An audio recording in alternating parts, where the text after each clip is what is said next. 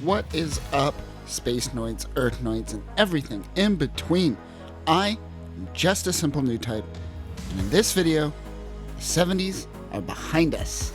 We are cruising through the 80s of the Universal Century timeline.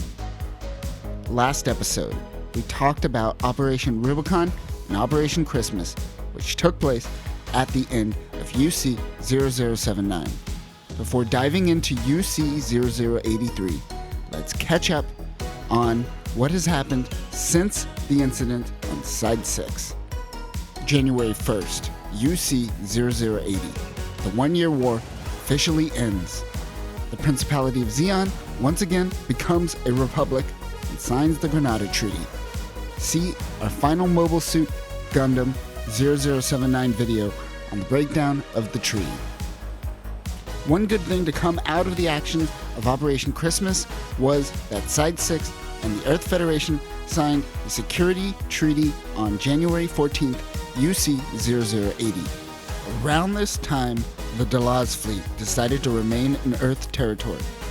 It isn't until March of UC-0080 that the Delaz fleet uses the debris of the former Side 5 to rebuild something new in the name of Zeon. This was called the Garden of Thorns. June of UC-0080. It took 6 months to completely disarm the African front on Earth, and things still are unstable. I imagine this was chaos until the Fedis were able to maintain some semblance of order. March of UC-0081. Zena Menevazabi, heir to the Zabi family, arrived at the asteroid base Axis, which is one of the few known remaining holdouts for Zeon. Unfortunately, 2 months later, in May of UC-0081, Zena dies of an illness. On October 5th of UC-0081, EFF approved the Federation Forces reconstruction plans as EFF prepares for its next major conflict and remain wartime ready. On October 20th, Anaheim Electronics secretly begins the Gundam Development Project, supervised by Vice Admiral Cohen. Vice Admiral Cohen is the successor to the late General Revel. April of UC-0082. EFF secretly establishes their own new type labs. Finally. A month later, the first colony reclamation plan begins, relocating damaged colonies from Side 4 to Side 3. And that brings us to the late UC-0083. During the past year or so, we have seen a divide amongst Earth Federation forces between the reformist faction led by Admiral Cohen and the conservative faction led by Admiral Gene Colony. So let's dive into Mobile Suit Gundam 0083, Stardust Memory. We flash back to the Battle of Abawaku, UC-0079. Captain Delaz is told that Giran is dead and Kycilia is in command. Remember, in our Abawaku video, we talked about a fleet that flees because they are Giran loyalists. Well, this is that fleet. Ace Zeon pilot Anavel Gato is returning from the battlefield. He is met by Captain Delaz, who tells him of the death of Giran Zabi and Kycilia, even though Kycilia is still alive. He tells Gato that they can live to fight another day. The Delaz fleet leaves Abawaku. October 13th, UC-0083. We see Grunt Zaku's fighting a Grunt GM. One of the pilots is our protagonist, Ko Uraki. They are carrying out a live simulation with Lieutenant Burning watching over them. That's right, Lieutenant Burning. What's his first name? South. His first name is South Burning. Okay. Flying in Earth's atmosphere is the Pegasus-class ship, the Albion. The MSC-07 Albion is a Minovsky craft cruiser similar to White Base. Unlike White Base, the Albion has no shell weapons and is all beam weapons. As White Base was the foundation of Operation V, the Albion is somewhat considered the foundation of the new Gundam Development Project led by Cohen and Anaheim Electronics. There was a minor scene in 0080 War in the Pocket where we see Grey Phantom, so this would be the third appearance of a Pegasus class ship in these videos. This is Nina Purpleton's first time on Earth. Nina is a talented Anaheim Electronics engineer. She asks the captain when they will be at Australia. The captain lets her know that they are currently flying over Australia. The colony drop from Operation British created a 500-kilometer crater, the biggest Universal Century has ever seen, which is now known as Sydney Bay. She looks out in wonder. Meanwhile, Anavel Gato is ready to begin Operation Stardust. Operation Stardust will occur throughout this OVA, and we will soon discuss it in detail. For now, Gato's first objective is to steal one of the GT prototype Gundams located at Torrington Base, an EFF base north of Sydney Bay. Ensign Ko Uraki and Ensign Chow Keith sneak on board the Albion. They meet up with Miss Purpleton and Chief Mora Basht.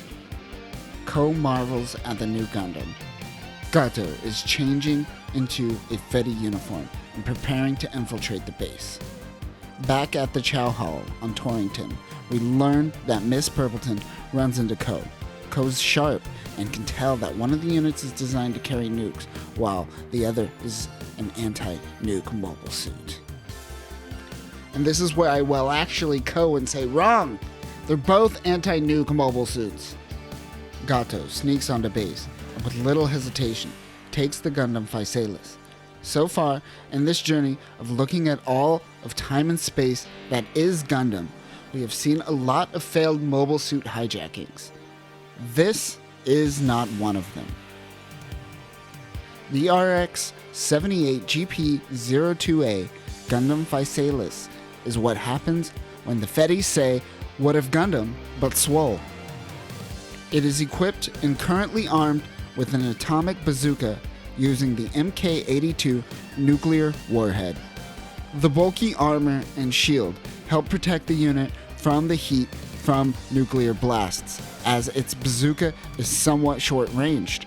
So, launch that sucker and pray for the best, I guess. Despite its chunky size, it is highly maneuverable and agile. It also has a 60mm Vulcan gun, a beam saber, and a 135mm anti-ship missile.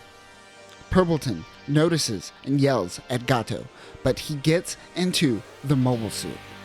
Ko and Keith get back from somewhere, the bars I imagine, when they see the theft of the unit take place. Ko quickly runs to the other unit, the Zephyranthes. The RX-78GP01 Gundam Zephyranthes is an experimental general-purpose mobile suit. Its movement is closer to that of a human being and has more sensors than the RX-78. Unlike the GP02, the GP01 uses a core block system and the new FF-12 Core Fighter II.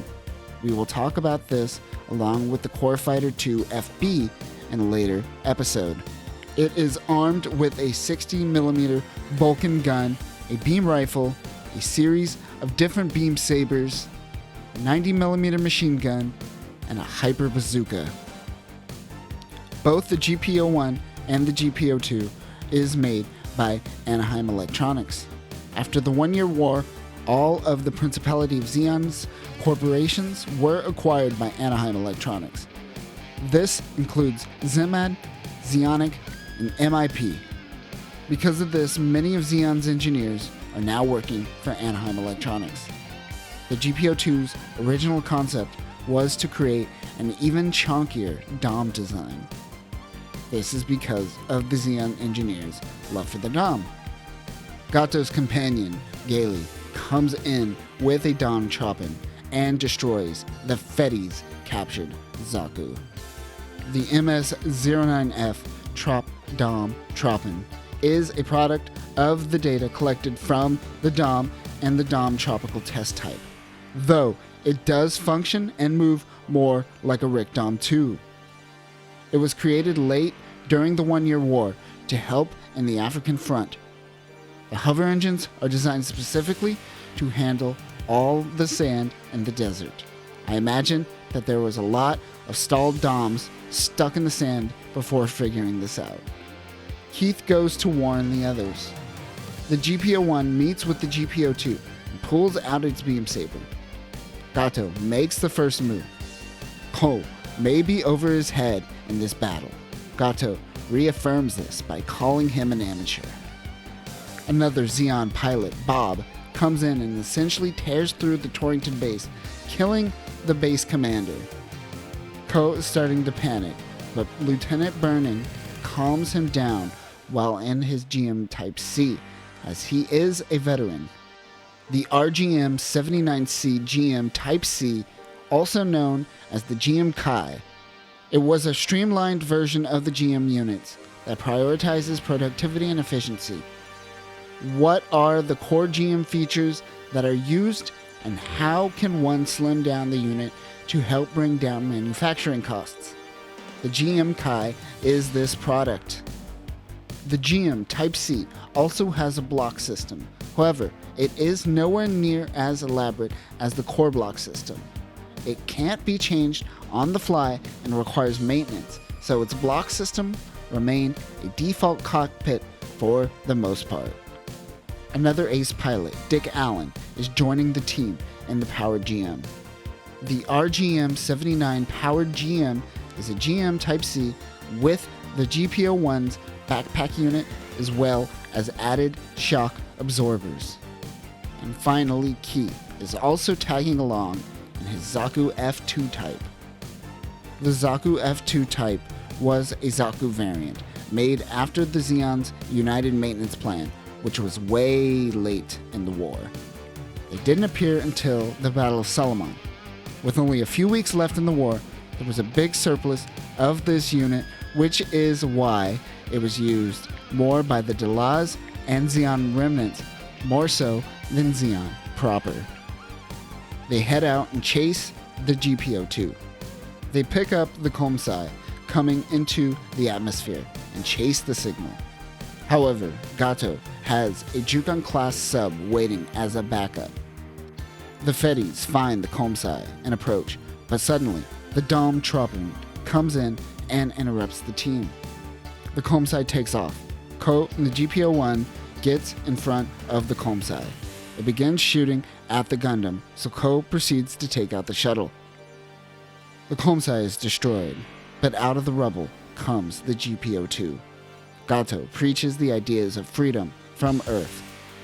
Bro, that's so 0079. But Keith brings up an important point in that Gato was taught in their history books in school. The war to them is something of the past. Unlike Alfred from Side 6, who was a child and desired war before he experienced it, I imagine teen kids wouldn't care less about the war unless it directly impacted them. We are already about 4 years removed from the 1-year war. Gato heads toward the Jukan sub while the rest of the team slow down the Fedis. Keith informs Ko that Dick Allen died from an attack while Ko was taking out the shuttle. They head out into the fog, chasing Zeon down. Lieutenant Burning tells the rookies that they have the upper hand, and all they have to do is let them show themselves and to not be too rash. The Dom Troppen suddenly attacks Keith in the Zaku. Keith loses his head, but is able to get the upper hand against the Dom Troppen. Ko spots Gato and begins to attack him with the beam saber. Lieutenant Burning fights the Zamel. The YMS-16M Zamel is a heavy, long-range mobile suit with a 2-seat cockpit and an amazing 680mm cannon. It was made at California base, and only 3 are known to be in existence. Purpleton gets on the radio and tells Ko to aim for the exhaust on the shield of the GP02. He attacks. Smoke comes billowing out of the shield. Gato is able to make his escape on the Jukon. Keith goes to find Lieutenant Burning, who is currently dying, but it looks like he took out the Zamel. Ko gets out of the Gundam and is frustrated that Gato got away. Ko returns to base to see a massacre. Captain Sinopus of the Albion tells Ko to get some rest. On the bridge of the Albion, Captain Sinopus video chats with Admiral Cohen over at Jaburo. They are concerned that the stolen nuke will be used on Jaburo and orders Sinopus and the Albion to prevent a nuke from going off at all costs. New pilots Alpha, Chap, and Bernard Moshe arrive at Torrington Base. They are all members of the Immortal Fourth during the 1-year war, with Lieutenant Burning being their commanding officer. They visit Burning in the med bay. He's still alive. Nina shows Ko data of the battle, telling him not to doubt his skills. Bernard Moshe doesn't think Ko has what it takes to be the pilot of the GP01. He challenges Ko to a duel. The winner gets to be the new Gundam pilot. Ko agrees. Ko and Bernard use paint rounds instead of live ammo. The first to get a hit on the enemy wins. I believe Bernard is using a GM Type C, but not completely sure. Ko is in the GP01. Keith goes and informs Lieutenant Burning of the duel. Bernard is quite fast, but Ko is able to keep up.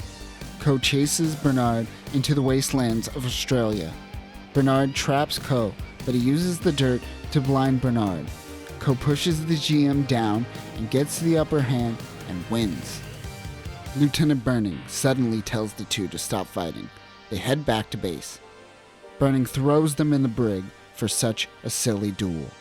On the bridge, Captain Sinopus asks Lieutenant Burning to be the company commander for the Albion and handle all things mobile suit on board. The Albion is finally ready to take off and head out to search for the GP02. And that will do it for this video. In the past 3 years, since the 1-year war, we have seen some new advancements in mobile suit technology. We also see a new generation of mobile suit pilots experience the tragedy that is war. Fun stuff. In our next video, we will continue following Ko in the GP01 and Gato in the GP02. We will also learn more about the Delaz fleet and perhaps see a death or two.